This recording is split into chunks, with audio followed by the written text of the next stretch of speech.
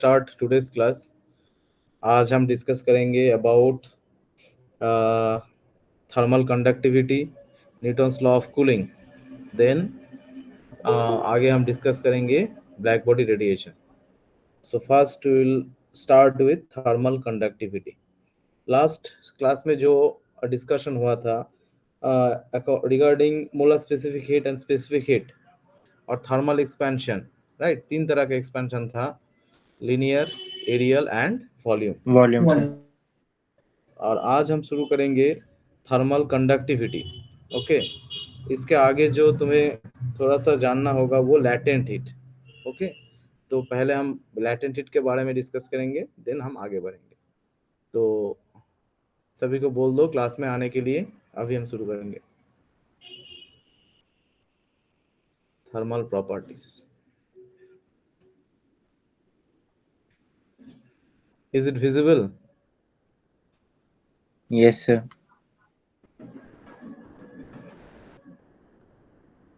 Thermal properties, class 2, 11th physics.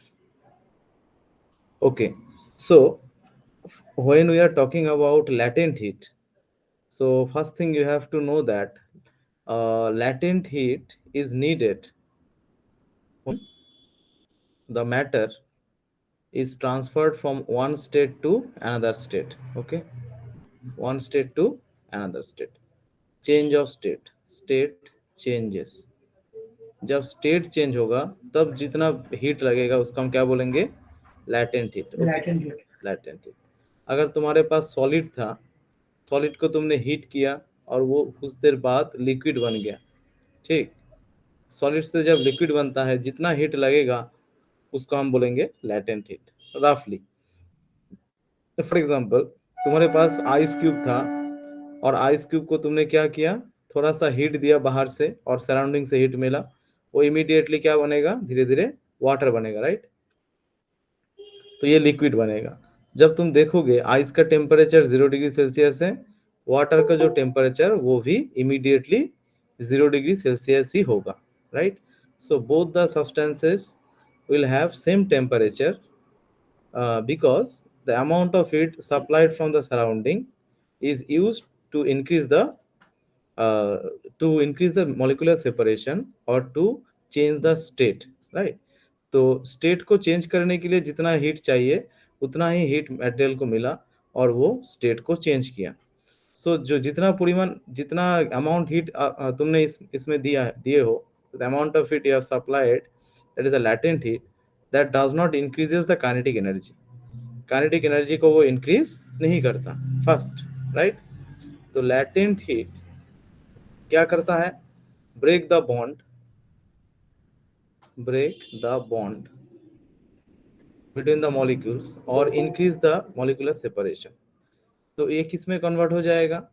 ये जो heat तुमने दिया वो मॉलिक्यूल के काइनेटिक एनर्जी को नहीं बढ़ाएगा, वो बॉन्ड को ब्रेक करेगा ताकि वो एक स्टेट से दूसरे स्टेट में ट्रांसफर हो जाए. So this amount of heat energy 80 calorie per gram, ये किसके लिए होगा? ये from to convert 1 gram of ice into water. Okay, इसको हम बोलते हैं लैटेंट हीट ऑफ फ्यूजन. और एक होता है लैटेंट हीट ऑफ वेपराइजेशन, और एक होता है फिर तो sir latent heat of vaporisation में तो फिर सॉलिड से गैस में कन्वर्ट होता होगा। नहीं, वो होगा फ्रॉम वाटर, मतलब लिक्विड से वो गैस में कन्वर्ट होगा, लिक्विड से गैस. ठीक हाँ है. हाँ सर, मतलब फेस ट्रांसफॉर्मेशन तो हाँ. लिक्विड और गैस के। तो हमें क्या पता है? You all know that liquid surface act as a stretched membrane, right. Surface tension में हमने पढ़ा था, उसमें तुमने क्या देखा? Kinetic energy of all the molecules exert pressure inside of the liquid. Liquid के अंदर उसके मॉलिक्यूल्स स्ट्राइक करके उसमें क्या होता है? एक इंटरनल प्रेशर डेवलप होता है, राइट. तो ये जो प्रेशर होगा वो किस लिए होगा? मॉलिक्यूल्स के काइनेटिक एनर्जी की वजह से होगा. तो अब तुमने क्या किया? बाहर से जो मॉलिक्यूल को जो हीट एनर्जी मिलेगा, वो the amount of heat energy collected from the atmosphere will be transferred into the it will increase the kinetic energy of the water molecule, right. So when it will increase the kinetic energy of the water molecule from the upper surface, Molecules from the upper surface will transfer into vapor. Upper surface से जो molecules होगा वो क्या जाएगा, vapour में convert हो जाएगा. इसी प्रोसेस को हम क्या बोलते हैं, इसी प्रोसेस को हम बोलते हैं वेपोराइजेशन. Okay, vaporisation. और इसी का टेम्परेचर जब 100 डिग्री सेल्सियस में जाता है, ये वेपोराइजेशन प्रोसेस है that can occur at any temperature, at any temperature. ये सुन लो, वेपोराइजेशन कोई भी टेम्परेचर पे हो सकता है ऊपर से, बट जब 100 डिग्री में तुम उसको बॉयल करते हो, then at that point of time, at that point of temperature, the end vapour liquid and vapour coexist. Liquid and vapour coexist मतलब ये दोनों स्टेट एक साथ एग्जिस्ट करता है. कहाँ पर, बॉइलिंग पॉइंट पे. कहाँ पर, बॉइलिंग पॉइंट पे. तो ये जो बॉइलिंग पॉइंट है, इसमें दोनों स्टेट एक को एग्जिस्ट करेगा. इसीलिए throughout the water molecule, throughout the body और throughout the volume, water molecule किस में कन्वर्ट होगा, वेपर में कन्वर्ट हो जाएगा. ठीक है ना. इसीलिए तुम देखते हो वेपर एकदम एब्रप्टली बाहर निकलता है. At the boiling point, you'll see that the water converting into vapor abruptly throughout the liquid, not only the upper surface. Yes or no? तो ये डिफरेंस है वेपराइजेशन एंड बॉइलिंग. बॉइलिंग पे क्या होगा, दोनों स्टेट को एग्जिस्ट करेगा, और वेपराइजेशन होगा through out the water volume, through out. Okay, कोई डाउट नहीं है. तो हम जब देखेंगे चेंज ऑफ स्टेट, तो वाटर में तुम दो स्टेट देखोगे, एक हो गया सॉलिड से लिक्विड और दूसरा हो गया लिक्विड से गैस. राइट. सॉलिड से जब लिक्विड होगा तो कितना है हीट चाहिए, 80 कैलोरी पर ग्राम. और लिक्विड से जब गैस होगा तब कितना चाहिए, 540 कैलोरी पर ग्राम. ओके, ठीक है. सर 100 डिग्री सेल्सियस पे लिक्विड और वेपराइजेशन सर एक ही टाइम पे होता है ना? लिक्विड एंड वेपर दोनों स्टेट को एग्जिस्ट होता है इस टेम्परेचर पे आके. अच्छा sir. Okay, sir at the time of 0 degree Celsius sir, तो वो तो आइस पॉइंट होता है आइस उस टाइम पॉइंट. पे. हाँ हाँ, सर, उस टाइम पे तो लिक्विड एग्जिस्ट ही नहीं करेगा. 0 डिग्री सेल्सियस पे ये जो सॉलिड है और ये जो लिक्विड है, ये दोनों को एग्जिस्ट करता है. सिर्फ फर्क इतना है, लैटेंट हीट का फर्क है. अगर इसको सॉलिड को हम लैटेंट हीट दे दे तो वो लिक्विड हो जाएगा, और लिक्विड से लैटेंट हीट खींच के बाहर ले ले तो वो सॉलिड हो जाएगा. ठीक है ना. Yes sir. Okay, so let us move forward. इतने सभी को पता है.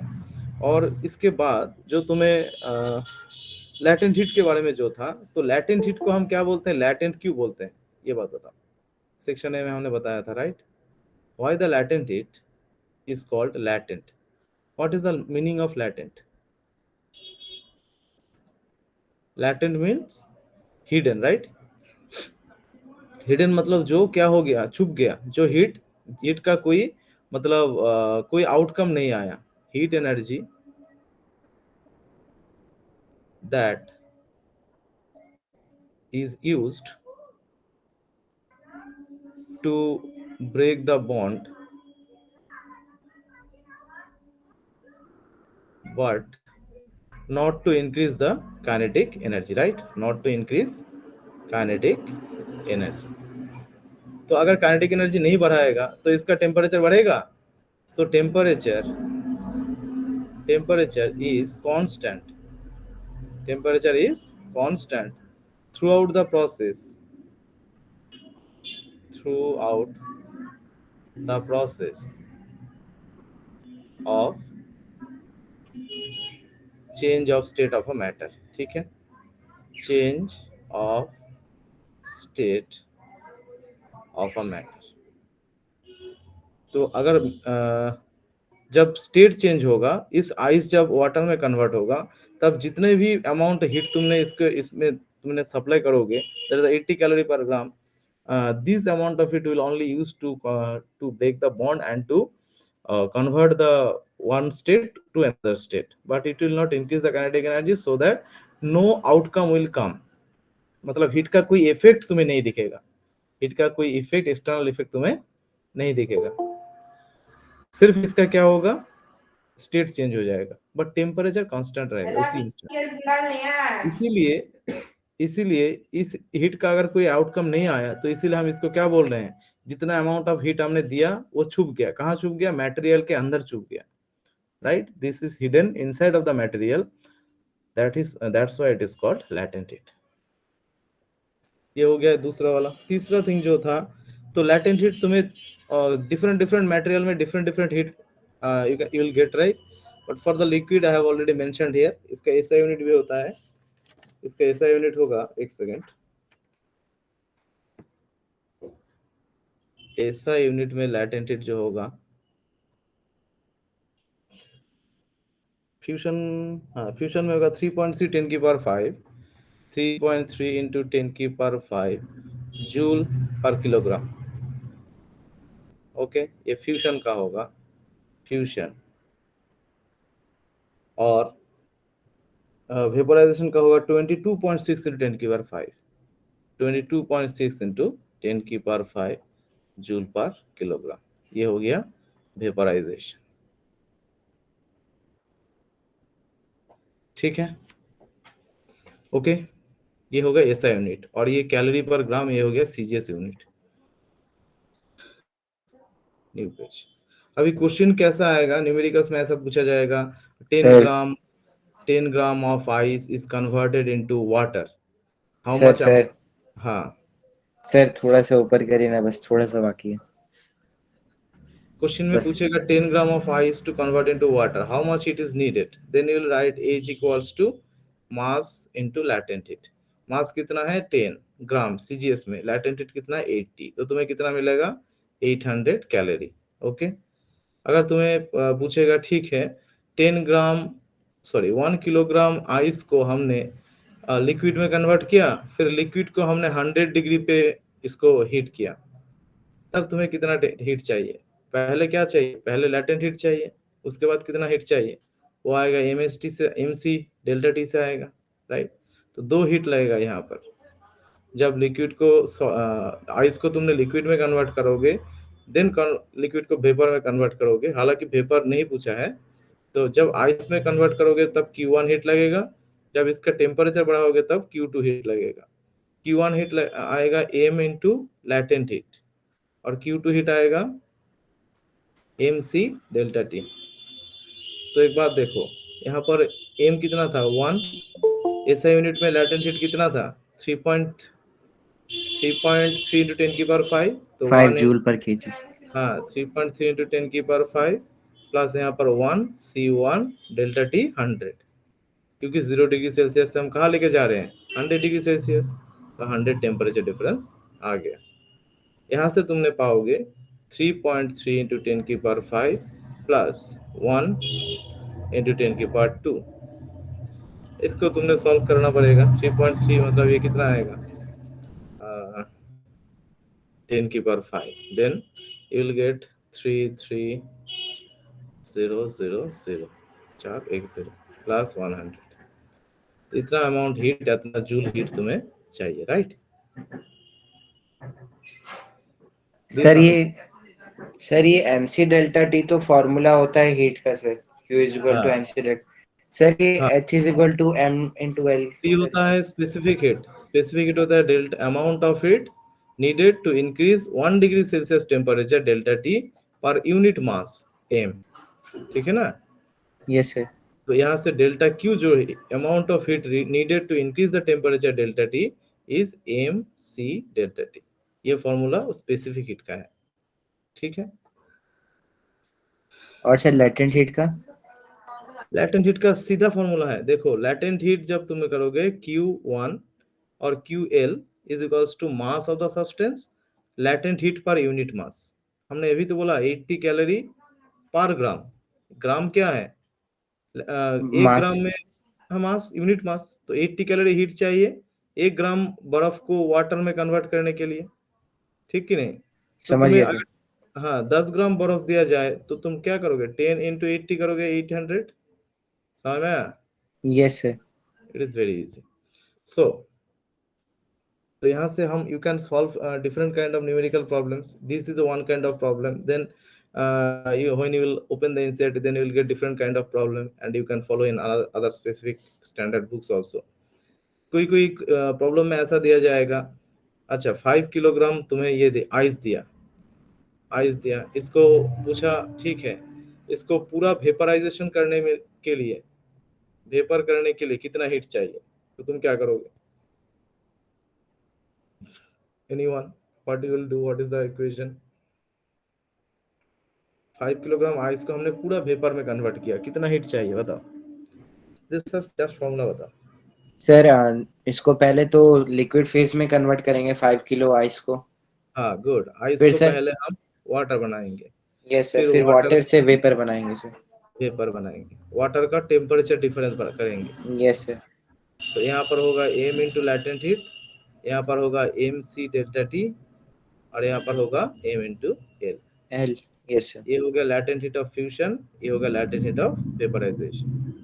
तो 5 × 3.3 × 10⁵ plus 5 × 1 × 100 plus 5 latent heat of vaporisation 22 point something था ना, सर 22.6 × 10⁵ 5। 10⁵ ये पूरे जब तुम सॉल्व करोगे, Q1 Q2 Q3 total Q तुम्हें निकलेगा, जो वैल्यू आएगा एडिशन करके वही वैल्यू होगा, ठीक है? Any doubt? No sir. Okay. These are the basic numerical problems that the board can ask you regarding this chapter. And another type of question they will ask, they can ask you that वो था calorimeter के regarding, calorimeter, calorimeter. देखो calorimeter का जो structure होता है, एक container में, ठीक है ना, दे यूज अ कंटेनर, और we use a container to measure the amount of heat of a specific body. कोई भी एक रैंडम प्लेस का बॉडी है, जिसका स्पेसिफिक, जिसका हीट तुम्हें पता नहीं है, ठीक है ना, delta Q amount of heat इसके अंदर है। कोई भी स्पेसिफिक एक बॉडी जिसके अंदर delta Q amount of heat है, इसमें कितना हीट है, उसको, इसको मेजर करने के लिए जो तुम करोगे, तुम्हें क्या करोगे, इसको कैलोरीमीटर में इंसर्ट करोगे। So you will place this body inside a calorimeter, and you will see that the calorimeter is formed with outer body is copper, and the inside of this container there is some specific amount of water, ठीक है ना? तो इस body को जब तुम इसमें deep करोगे, सब तुम स्पीकर ऑफ करो। हाँ सॉरी सर। तो बाहर का मटेरियल है कॉपर, अंदर होगा वाटर, तो वाटर का स्पेसिफिक हीट डिफरेंट है और कॉपर का स्पेसिफिक हीट डिफरेंट है। जब इस तरह का प्रॉब्लम होगा, तब तुम्हें स्पेसिफिक हीट ऑफ वाटर भी दिया जाएगा, स्पेसिफिक हीट ऑफ कॉपर भी दिया जाएगा, ठीक है ना? दोनों वैल्यू को हम क्या करेंगे, इसमें अप्लाई करेंगे। Amount of heat ejected by this object will be the amount of heat absorb by the water and the calorimeter, yes और नो? तो जितना हीट इस बॉडी से बाहर जाएगा, उतना हीट वाटर और कैलोरीमीटर एब्सॉर्ब करेगा। तब तुम जो फॉर्मूला लगाओगे, वाटर का लगाओगे M C water delta T plus M C C U delta T, ये दोनों का मिला के जो हीट होगा, वो amount of heat release by this object, that is M C delta T. Okay sir, हाँ, सर फॉर्मूला लगाने से पहले जो आपने समझा है वो एक बार समझा देंगे इस क्वेश्चन में? कैलोरीमीटर का जो न्यूमेरिकल्स में पूछा जाता है, एक ऑब्जेक्ट जिसका कोई टेम्परेचर हमें पता नहीं है, टेम्परेचर पता है, उसमें कितना हीट एनर्जी है वो पता नहीं है। You don't know how much heat energy are inside of any random object that I have drawn inside of this box. So if you trying to find out how much heat energy is inside of this material, then you have to use calorimeter, right? Inside of calorimeter, there are two kind of substances are used. Number one is water, and number two is copper container. So the container will absorb some specific amount of it, and the water that is inside of the calorimeter will also absorb some amount of it. तो दो, जब इसका problem करोगे, तब तुम देखोगे दो type का सब्सटेंस हीट एब्जॉर्ब करेगा, ठीक है ना? हम करेंगे न्यूमेरिकल्स एक दो इसका भी करेंगे, पहले थ्योरी करा लेते हैं, इसके बाद हम करेंगे। तो इस दोनों में जो हीट एब्जॉर्प्शन होगा, ये दोनों डिफरेंट डिफरेंट होगा, Q1 Q2, और जितना हीट एब्जॉर्ब हुआ वाटर और कैलोरीमीटर के कंटेनर के थ्रू, उतना अमाउंट ऑफ हीट इस ऑब्जेक्ट से बाहर निकल गया है, यस और नो? तो इसका जितना हीट रिलीज होगा उतना हीट अमाउंट एब्जॉर्ब यहाँ पर होगा। यही से तुम you can find out the how much amount of heat was inside of this object. मतलब सर जितना हीट एब्जॉर्ब हुआ है उतना ही निकल जाएगा। हाँ एकदम। हीट हमने फर्स्ट क्लास में क्या बोला था, heat is something like a liquid, it is something like a liquid. As liquid can flow, heat will also flow from higher temperature to lower temperature। याद है, दो ऑब्जेक्ट था कांटेक्ट में था, एक का 100 डिग्री सेल्सियस था, दूसरे का 20 डिग्री सेल्सियस था। हीट क्या करेगा, 100 से 20 की तरफ फ्लो करेगा और एक टाइम में आके इक्विलिब्रियम फॉर्म करेगा। क्या फॉर्म करेगा, इक्विलिब्रियम। मतलब दोनों देखना पड़ेगा कितना टेम्परेचर होता है, दोनों आके 50-50 हो जाएगा। Okay yes sir. चलो, ये हो गया basic calculation, how to calculate, what is the main concept। then when you will approach any kind of numerical problems from any standard book, then you can calculate, नहीं तो confusion आएगा। then next we are moving forward to thermal conductivity। ये लिखना हो गया, चलो yes sir, हो गया sir. New page. Thermal conductivity, तो ये थर्मल कंडक्टिविटी है क्या, थर्मल कंडक्टिविटी। देखो कोई भी ऑब्जेक्ट जब दो कोई भी ऑब्जेक्ट का दो साइड जब एक टेम्परेचर डिफरेंस मेंटेन करता है, right, when there is a temperature difference between the two side of an object, then you will see that heat will flow from one side to another side। yes or no?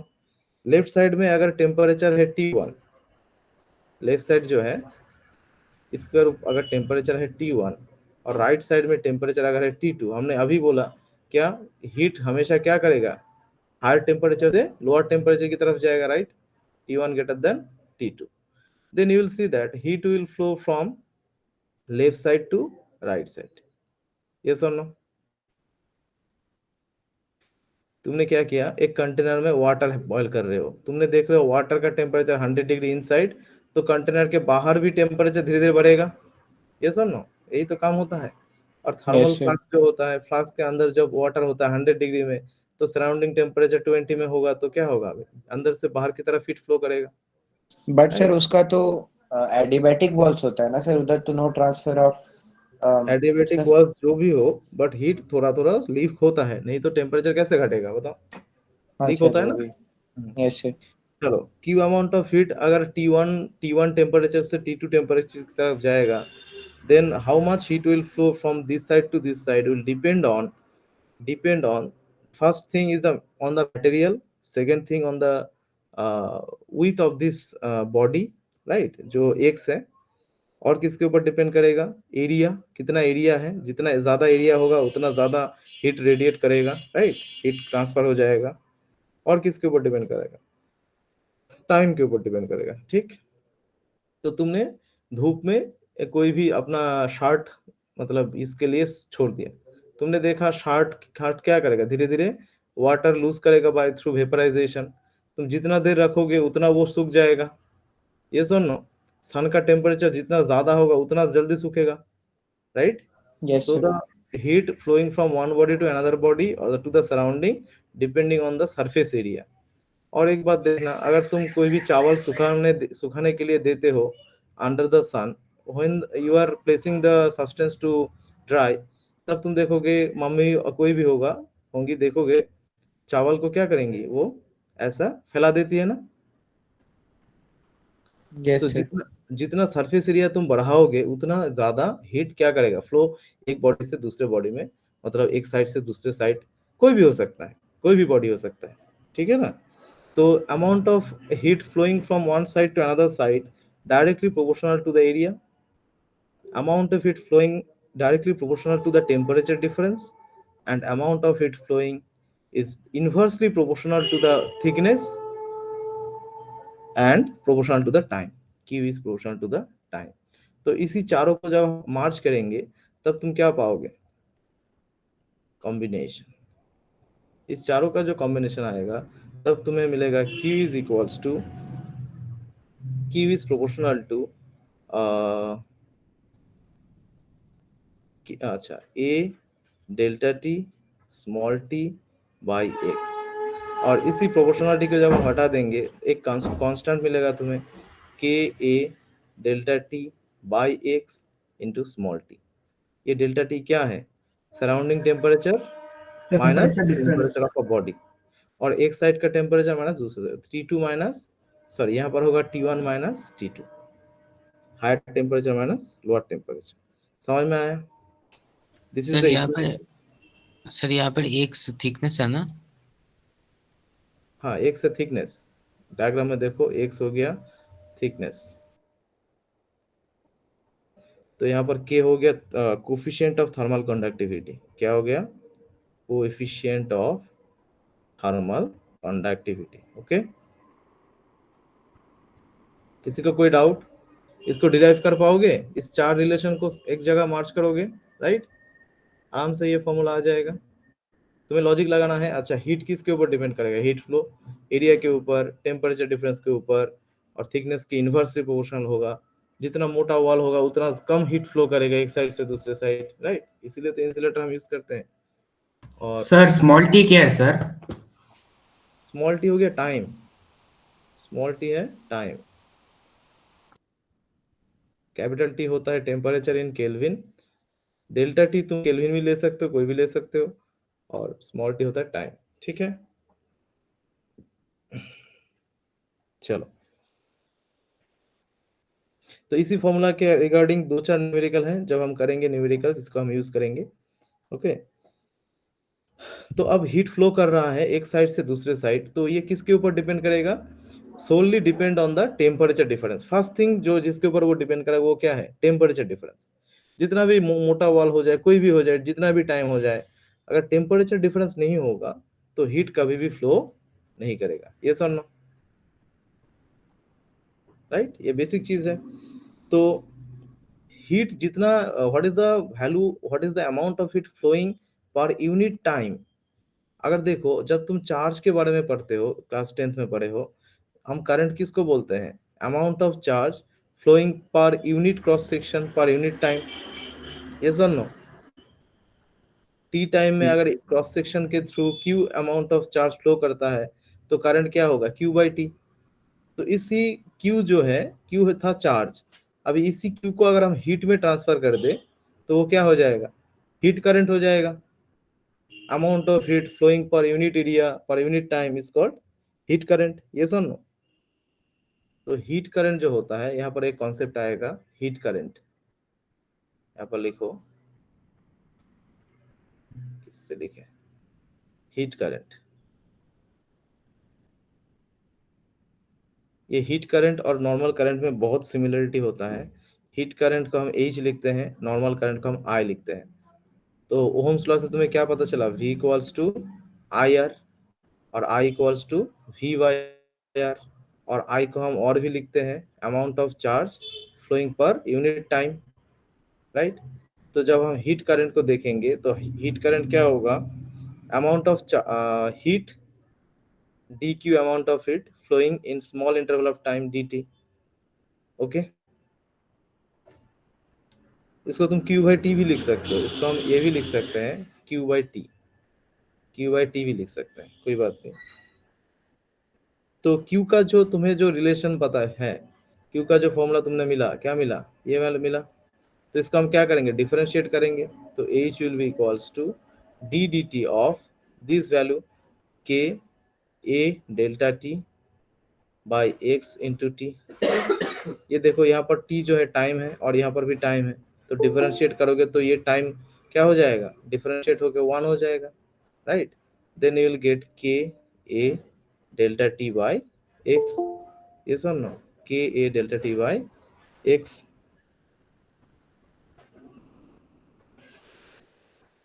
तो delta t by x, ये जो x है, एक second, हाँ, ये जो x है, अगर ये बहुत ही छोटा वैल्यू होता है, ठीक है ना, if x is small, x अगर स्मॉल है तो x को हम क्या लिखेंगे? dx।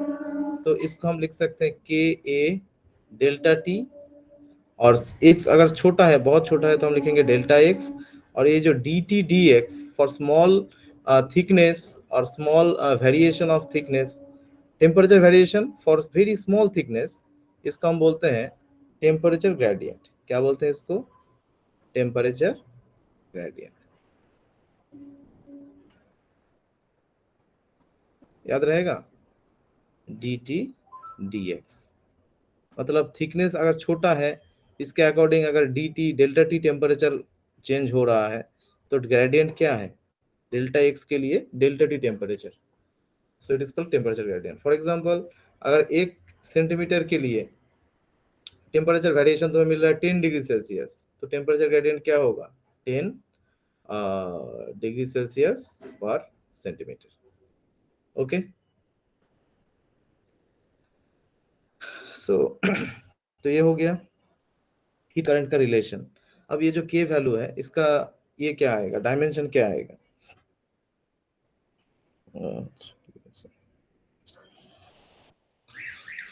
ओके. इसको हम क्या बोल रहे थे? Coefficient of thermal conductivity. तो thermal conductivity K is equals to Q X. क्या मिलेगा? Q X divided by A delta T into small T time. तो क्यू क्या होता है बताओ? क्यू होता है heat energy, right? Heat energy. ये सुन लो. तो एनर्जी का डायमेंशन तुम्हें पता है ना? क्या होता है? वर्क डन के इक्वल होता है एम एल स्क्वायर टी की पावर -2. तो तुम्हें क्या मिलेगा? एम एल स्क्वायर टी की पावर -2. एक्स होता है थिकनेस, लेंथ का डायमेंशन. ए होता है एरिया, लेंथ की स्क्वायर. डेल्टा टी होता है टेम्परेचर, केल्विन. और टी होता है टाइम, सेकेंड टाइम. ये होगा. ये सुनो. तो तुम्हें मिलेगा एम एल स्क्वायर ऊपर नीचे कट जाएगा, एक एल रहेगा. एम एल टी की पावर -3 के की पावर -1. ठीक है, लिखना हो गया. Yes sir. ये हो गया dimension of coefficient of thermal conductivity. Coefficient of thermal conductivity. Okay. तो यहाँ से हमने जो हीट का इक्वेशन पाया वो ये था H equals to this value. इसको अगर हम कंपेयर करेंगे रेजिस्टेंस हीट करंट के साथ, तब तुम्हें क्या मिलेगा? तब तुम्हें एक और रिलेशन मिलेगा. यहाँ पर देखो, हीट होता है amount of sorry heat current होता है amount of heat flowing per unit time. That is, ये जो हीट करंट होगा, ये इसको हम बोलते हैं Q बाई टी. तो H इज प्रोपोर्शनल टू ये जो Q का जो हमने रिलेशन क्या देखा? K A delta T small t by x.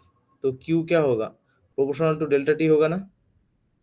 Amount of heat flowing, जितना हीट फ्लो कर रहा है वो किसके ऊपर डिपेंड करेगा? टेम्परेचर डिफरेंस के ऊपर डिपेंड करेगा. जब यहाँ पर हम रिलेशन देखेंगे, तब तुम देखोगे अच्छा ये जो Q है ये डिपेंड करता है टेम्परेचर डिफरेंस के ऊपर.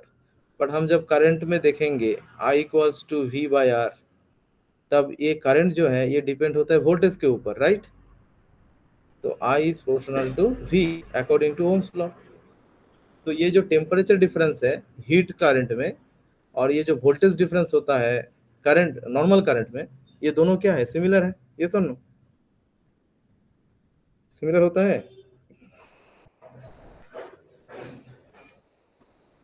तो हम R को क्या लिख सकते हैं?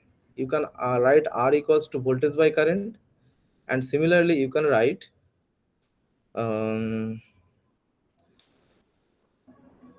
इसको हम लिखते हैं H is proportional to delta T, और H इज इक्वल्स टू, यहाँ पर एक प्रोपोर्शनलिटी कांस्टेंट आएगा जिसको हम बोलते हैं हीट रेजिस्टेंस. ठीक है, हीट रेजिस्टेंस. तो हीट रेजिस्टेंस तुम्हें जो मिलेगा, एक सेकेंड, हीट रेजिस्टेंस जो मिलेगा वो मिलेगा heat current by temperature difference. Okay, sorry उल्टा लिख दिया हमने, एक सेकेंड. वोल्टेज होता है V equals to I R. तो वोल्टेज मतलब डेल्टा टी होगा, यहाँ पर होगा रेजिस्टेंस इनटू करंट. तो आर एच होगा delta T voltage by current. ये दोनों सिमिलर है, राइट? देखो दोनों सिमिलर है। यहाँ पर भी V by D, V by I, और यहाँ पर भी डेल्टा टी बाई एच। तो ये वोल्टेज और वो यहाँ पर वोल्टेज और current, I is proportional to V और यहाँ पर H is proportional to delta T. ये वोल्टेज और टेम्परेचर डिफरेंस, ये दोनों का फंक्शन दोनों में सेम होगा। ठीक, किसी को कोई डाउट है?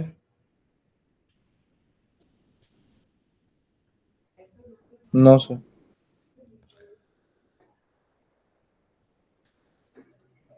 तो अगर हीट रेजिस्टेंस का हम बात करते हैं तो ऐसा होता है, कोई material that allow the heat energy, how much heat energy is allowed by this material will depend on the heat resistance, like the resistance in the current in the case of current. So what is the value of this RH in terms of Ka delta T by X? We know that H equals to Ka delta T by delta X. Then you will put the value here. Then you will get delta T divided by Ka delta T by delta X. Then ये दो delta T गायब हो जाएगा और तुम्हें क्या मिलेगा? तुम्हें जो मिलेगा वो मिलेगा delta X by R into A. ये सुन, सॉरी, के इंटू ए, ये तो आएगा, हाँ ये आएगा के into A. This value is called thermal resistance, R H. इसको हम बोलते हैं थर्मल, इसको हम बोलेंगे thermal resistance. Okay, can you compare? दोनों के साथ कंपेयर कर सकते हो ना? कोई भी डाउट?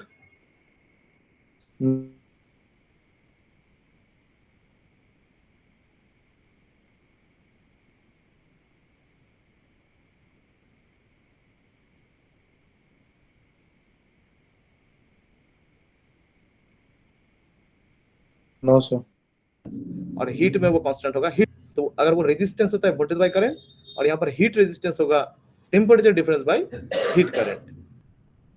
तो ये दो, एक हो गया हीट करंट, एक हो गया नॉर्मल करंट। ओके, तो ये दोनों को जब हम कंपेयर करेंगे, एच का वैल्यू तुम्हें ऑलरेडी पता है, यहाँ पर एच का ऑलरेडी वैल्यू पता है, तो हमें यहाँ पर पुट किया तो तुमने क्या मिला? Delta X by K into A. ठीक है, this is the value of the R H, heat current. ठीक,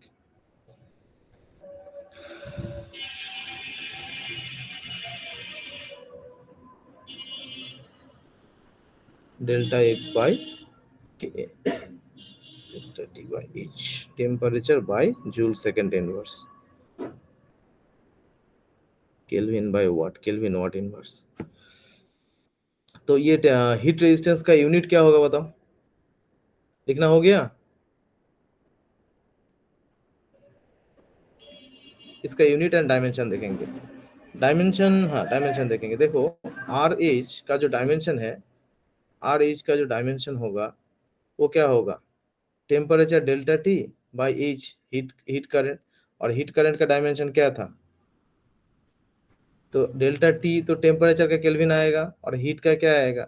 अमाउंट, हीट करंट क्या आएगा? Q by T, right? तो तुम्हें क्या मिलेगा? Delta T small T time divide by Q. Q का डायमेंशन क्या होगा? एम एल स्क्वायर टी की पावर माइनस टू, और डेल्टा टी होगा केल्विन, और टी हो गया टी टाइम। तो तुम्हें ऊपर नीचे टी की पावर माइनस टू, ऊपर जाएगा प्लस टू हो जाएगा, थ्री हो जाएगा, तो आएगा एम की पावर माइनस वन, एल की पावर माइनस टू, टी की पावर थ्री इंटू के। ओके, ठीक है, ये हो गया डायमेंशन ऑफ हीट रेजिस्टेंस। और इसका जब यूनिट देखोगे, ये दो यूनिट आएगा, एक हो गया एस आई, एक हो गया सी G S.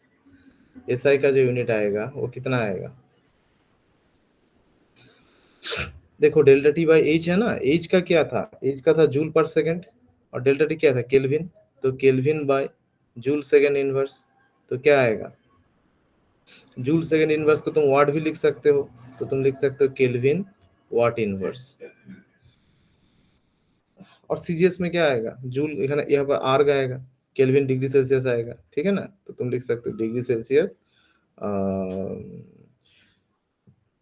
Calorie, sorry calorie inverse into second, ऐसा कुछ आएगा। ठीक है, हालांकि दो ऐसा यूनिट ही ज़्यादा यूज होता है, This value is important. Okay.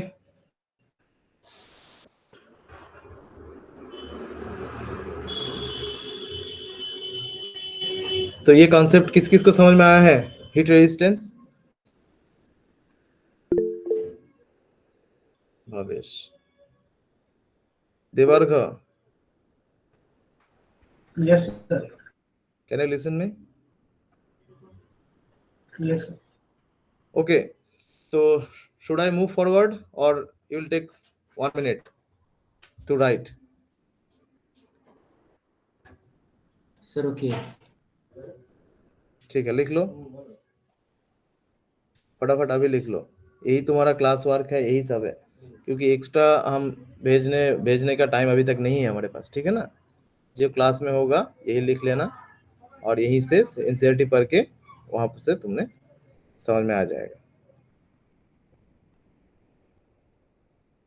Okay, ये हो गया। इसके बाद सर हम हो गया जाएंगे sir. Newton's law of cooling. कितने स्टूडेंट आज प्रेजेंट हैं? ओनली 10? Sir, 8 स्टूडेंट की, बाकी कहाँ गया है सब? सेक्शन ए और बी से टोटल 90 स्टूडेंट है, 2 सेक्शन से। अभी जब क्लास चल रहा है तब कोई क्लास कर नहीं रहा, अब जब क्लास नहीं होता है तब वो ऐसा क्लास क्यों नहीं हो रहा है? कोई तो प्रॉब्लम होने की बात है नहीं। जिसके पास कंप्यूटर लैपटॉप है आराम से बैठ के क्लास कर सकता है। इसमें हर एक कॉन्सेप्ट हम पकड़ के करा रहे हैं। कोई डिफरेंस है बताओ? ऐसा कुछ तो मतलब कॉम्प्लिकेटेड चैप्टर भी नहीं है जो कि जिसमें बहुत कुछ करना पड़ेगा। डेरिवेशन 2-4 लाइन का डेरिवेशन है, यहाँ पर सिर्फ रिलेशन और ये सब समझना है। मैक्सिमम स्टूडेंट क्लास नहीं करेगा, बाद में आके बोलेगा सर इसमें समझ में नहीं आया।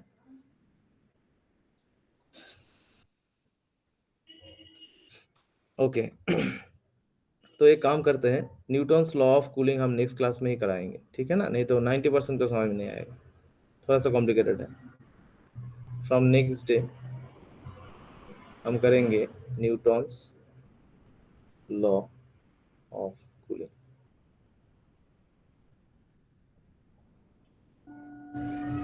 ये आज करा देते थे, ब्लैक बॉडी रेडिएशन का भी हाफ हो जाता, but 90% students are absent. I am taking time for your classes, but you are absent, ठीक है ना? हम एक्स्ट्रा टाइम निकाल के पढ़ा रहे हैं पूरा दिन, इसके बाद डाइट शेड्यूल के बाद भी, तब भी स्टूडेंट्स एब्सेंट है। हालांकि क्लास होता ही है इन लोगों के लिए, ताकि इन लोगों का सिलेबस अच्छे से समझ में आए। नहीं तो एनसीईआरटी खोलोगे देखोगे इतना डिटेल में कहाँ है। एनसीईआरटी कहानी की तरह होगा, थोड़ा सा डीप में भी होगा, बट समझ में कितना आता है तुम्हें बताओ, जब तुम खुद पढ़ते हो? जब तुम क्लास करोगे, थोड़ा सा बेसिक क्लियर होगा, then you will study NCERT, it will be very easy and clear to you। पहले क्लास ही नहीं कर रहे हो कोई, मतलब 90% क्लास नहीं कर रहा है। अभी हमने 9 बजे तक क्लास शुरू किए थे, तब थोड़ा सा अर्ली हो गया था किसी किसी के लिए। अभी आज 9:30 से किया, वो भी नहीं हो रहा है। संडे भी है, कोई क्लास भी नहीं है, तो भी नहीं हो रहा है, तो कैसे हो पाएगा?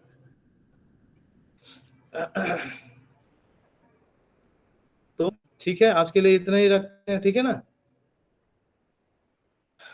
भवेश? yes, sir.